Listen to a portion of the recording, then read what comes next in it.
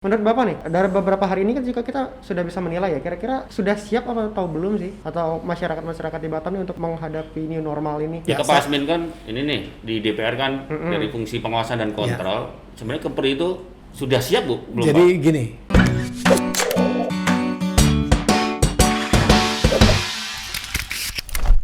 jujur bahwa siap tidak siap memang kita harus hadapi. Tapi kalau saya boleh memilih, saya sih memilih sampai 30 Juni dulu. Artinya kebiasaan. Ini pribadi Pak Asmin Saya atau pribadi, oke. saya pribadi karena saya melihat ada masa transisi yang harus kita lakukan. Sampai ke 30 Juni baru kita jalankan. Sebetulnya kan ini ada pilihan-pilihan. Tetapi trennya secara nasional, kota-kota besar, Surabaya termasuk DKI, semua memang hari ini. Jadi sehingga saya akhirnya mengalah dengan pendapat pribadi saya. Yang tadinya saya kekhawatiran saya berharap bahwa evaluasi terhadap tren kecenderungan menurun orang yang bertambah kena COVID ini, saya berharap ditambah 2 minggu. Sehingga akan berakhir di 30 Juni. 30 Juni. Tapi ternyata pemerintah kemudian memilih ini dimulai dilaksanakannya ini di 15 Juni.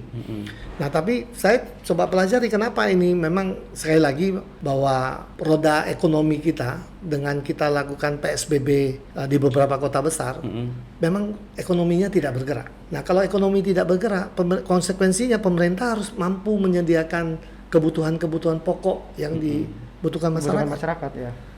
Maaf sekali lagi, anggaran pemerintah kan juga terbatas. Terbatas. Jadi ini memang pertimbangan yang berat, tapi nggak ada pilihan, ini harus dilakukan. Tapi sekali lagi saya berharap dengan disiplin, dengan kerjasama dan dukungan masyarakat Batam, masyarakat Kepulauan Riau, kekhawatiran kita ini bisa kita hindari. Iya, Pak, kalau WHO kan ada syarat tuh, menetapkan syarat tuh untuk new normal. Salah satunya adalah pemerintah harus membuktikan bahwa transmisi virus COVID-19 sudah dikendalikan. Kemudian salah satu juga risiko penularan wabah sudah terkendali terutama di tempat-tempat yang rentan tinggi.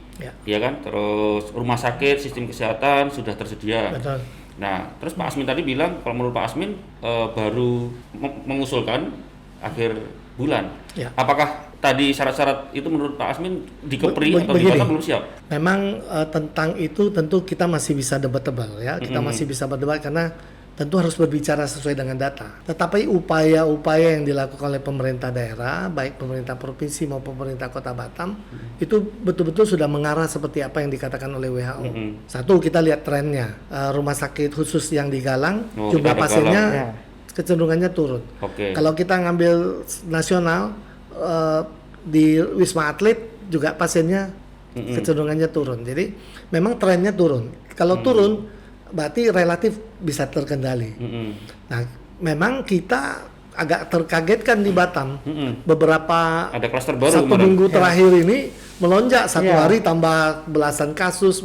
Itu yang bikin kita kemudian kaget. Nah, itu yang juga memperkuat argumentasi saya. Barangkali masa transisi ini perlu dibikin sampai 30 Juni. 30 Juni. Nah, tapi lagi-lagi saya bilang bahwa itu pilihan, saya coba pelajari. Ya lagi-lagi memang ini persoalan ekonomi ini dahsyat sekali. Iya, keputusan untuk menyiapkan itu ya, mudah. kita berharap terus terang pemerintah melihat bahwa masa transisi dari 15 Juni sampai 30 Juni ini berharap adaptasi terhadap new normal ini sudah relatif lebih baik.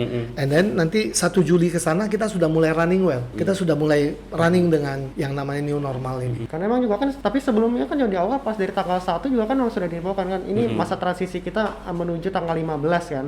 Kita lihat apakah kesiapan dari pemerintah untuk menghadapi new normal ini. Gitu Ya, kan. memang ketika waktu itu dideklar, insya Allah tanggal 15 kita akan menuju ke new normal. Tetapi tanggal 10, 11, 12 itu kasus-kasusnya malah meningkat. Itu yang kemudian membuat kita agak shock kan, bahwa kok kita mau beralih malahan ini meningkat gitu loh. Mestinya kan logikanya kita beralih ketika trennya sudah turun gitu. Ya, atau terkendali lah. Terkendali ya.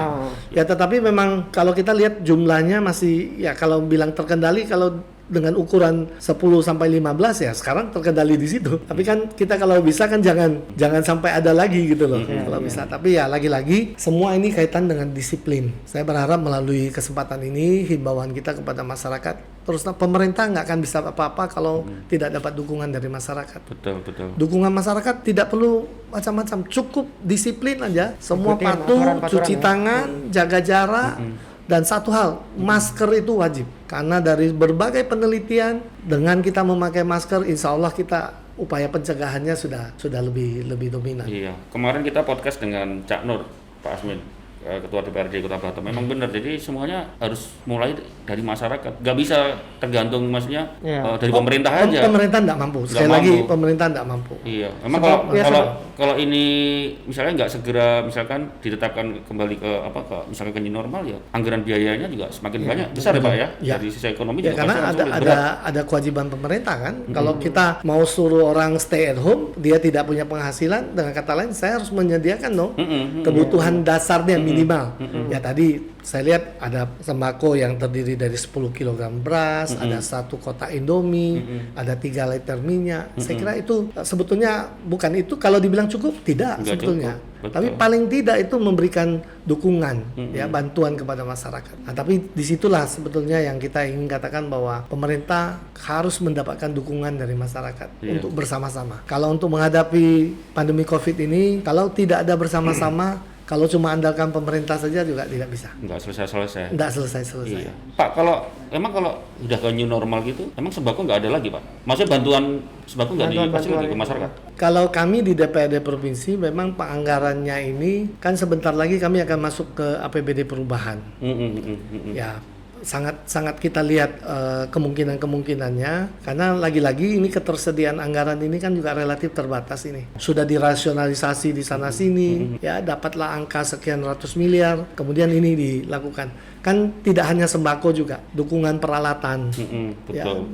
Dukungan lain-lain, dan kita harus berterima kasih dengan tenaga kesehatan yang sudah boleh katakan mempertaruhkan jiwa raganya nih. Iya. Sudah bertaruh. Ini kan mesti betul-betul mendapat dukungan kepada mereka juga, kepada saudara-saudara kita. Jadi lagi-lagi saya ingin katakan bahwa pemerintah harus betul-betul mendapat dukungan dari masyarakat. Dengan dapat dukungan masyarakat ini dan secara bersama-sama kita menghadapi pandemi ini, ya mudah-mudahan kita bisa bertahan dengan katakan bahwa kalaulah ini masih akan terus ada, artinya kita hidup dengan new normal, tetapi orang yang kena COVID juga masih ada. Nah ini gitu, bagaimana terus mengedukasi masyarakat sehingga semua bisa menjaga, sehingga ujung-ujungnya kita berharap angka terjangkitnya COVID ini di Batam maupun di Kepulauan Riau dari hari ke hari trennya adalah menurun. Terutama satu lagi, angka kematiannya juga harus diturunkan ya.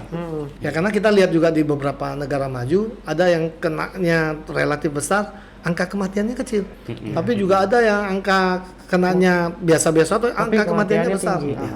Nah ini menunjukkan bahwa kesiapan daripada masing-masing negara. Nah Pak, ini sebelum adanya pandemi corona ini juga kan untuk masalah di Batam nih Pak, untuk industri terus juga pariwisata juga emang sebelumnya emang udah mulai turun ya. Nah ini untuk pandemi ini menghadapi ini normal, kira-kira bisa jadi harapan nggak nih kira-kira? Pariwisata bisa nggak Pak? Jadi pariwisata dan bisa menggerakkan ekonomi lah paling nggak. Jadi di samping sektor industri memang bidang yang relatif cepat recovery-nya tuh di tourism, di pariwisata.